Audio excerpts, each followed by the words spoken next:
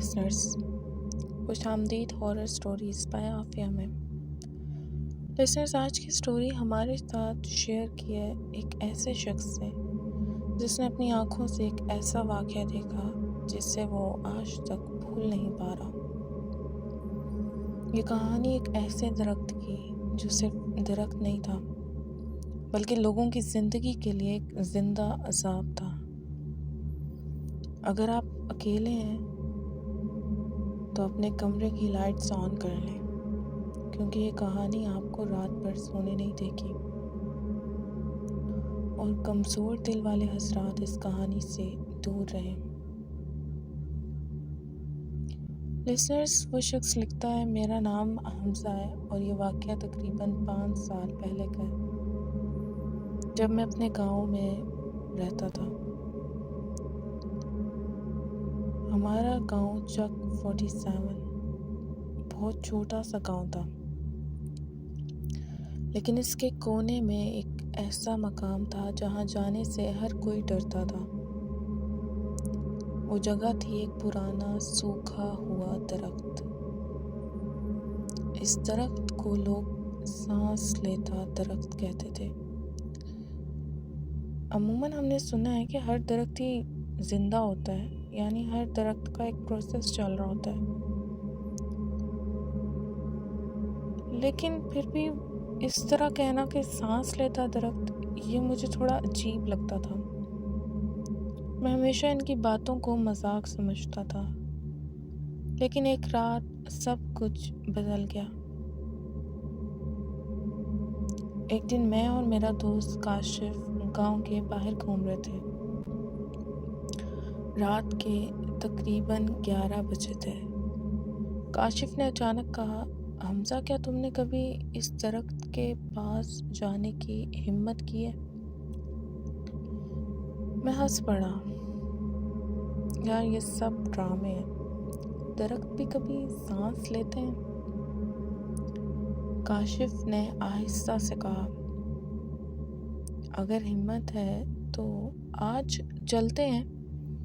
मैंने चैलेंज को कबूल कर लिया। हम दोनों टॉर्च लेकर इस दरख्त की तरफ बढ़े। जैसे जैसे हम करीब जा रहे थे, एक अजीब सी बदबू आ रही थी, जैसे कोई चीज़ सड़ रही हो। दरख्त के पास पहुंचकर अचानक हवा बंद हो गई और फिर एक हल्की सी सांस लेने की आवाज आई। मैं रुक गया। काशिफ, तुमने सुना? मेरा दोस्त काशिफ वो बिल्कुल खामोश था। फिर हमने देखा दरख्त की शाखें आहिस्ता आहिस्ता हिलने लगी। हालांकि हवा बिल्कुल बंद नहीं हुई थी। अचानक दरख्त के तने में एक धड़ाड़ सी खुली। हमें लगा जैसे कोई आंख हमें घूर रही हो। मैंने चीख कर कहा, यहाँ से चलो काशिफ। हम दोनों भागे और सीधा घर पहुंचे। लेकिन इस रात मैं बिल्कुल भी सो नहीं सका। अगली रात मैं अपने कमरे में सो रहा था। अचानक खिड़की पर दस्तक की आवाज आई, टक टक टक। जैसे ही इस टक टक की आवाज के साथ मैंने आंखें खोली, खिड़की के बाहर वही दरख्त मेरे सामने था। हालांकि दरख्त हमारे घर से काफी दूर लगा हुआ था, लेकिन खिड़की के बाहर मेरा दिल जोर जोर से धड़कने लगा। और फिर दरख्त की शाख लंबी होती हुई मेरी खिड़की तक आ गई और आहिस्ता से खिड़की पर दस्तक दी।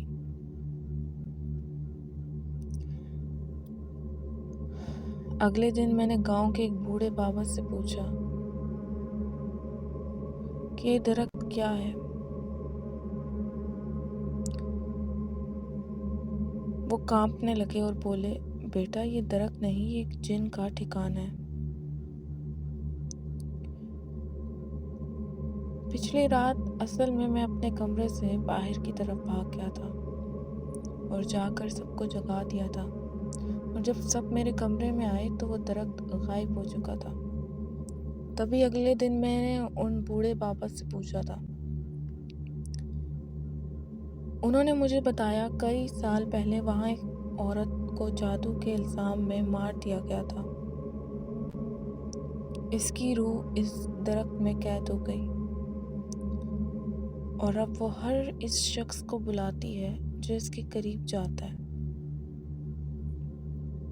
میں نے فیصلہ کیا کہ میں اس راز کو ختم کر کے رہوں گا۔ میں رات کو اکیلا اس درخت کے پاس گیا۔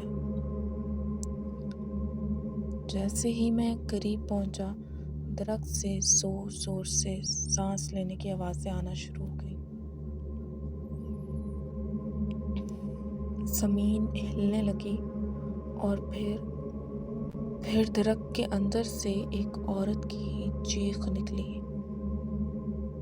مجھے آزاد کرو۔ میں نے قرآن کی آیات پڑھنا شروع کی۔ اچانک درخت کی شاخیں میری طرف بڑھنے لگیں۔ میں نے قرآن کی آیات پڑھنا شروع کی۔ اچانک درخت کی شاخیں میری طرف بڑھنے لگیں۔ انہوں نے میرے ہاتھ پکڑ لیے۔ میں چیخنے لگا، لیکن پھر ایک زوردار روشنی ہوئی اور سب کچھ خاموش ہو گیا۔ مجھے نہیں پتا اس کے بعد کیا ہوا۔ میں اپنے ہوش گنوا بیٹھا تھا۔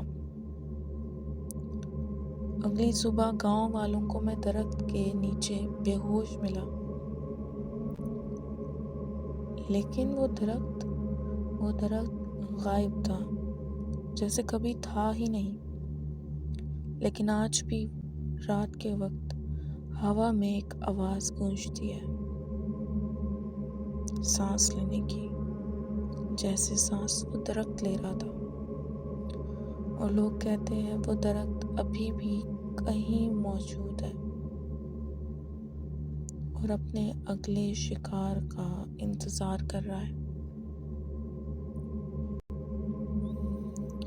اللہ پاک ہم سب کو ایسی عجیب و غریب مخلوقات اور ایسے جنات سے محفوظ رکھے۔ لسنرز، کیا آپ کو یہ کہانی پسند آئی؟ کہانی پسند آئی ہو تو کمنٹس میں اپنی رائے کا اظہار لازمی کیجیے گا۔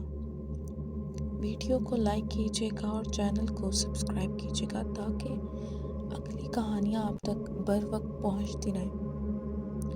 یاد رکھیں، کبھی بھی کسی سنسان درخت کے قریب مت جائیں، کیونکہ ہر درخت نہیں ہوتا۔ اسی کے ساتھ ہارر سٹوریز بائی عافیہ میں آج اجازت چاہوں گی۔ ملوں گی پھر نئی کسی کہانی کے ساتھ۔ تب تک کے لیے اپنا ڈھیر سارا خیال کیجیے گا۔ اس ناچیز کو دعاؤں میں یاد رکھیے گا۔ فی امان اللہ۔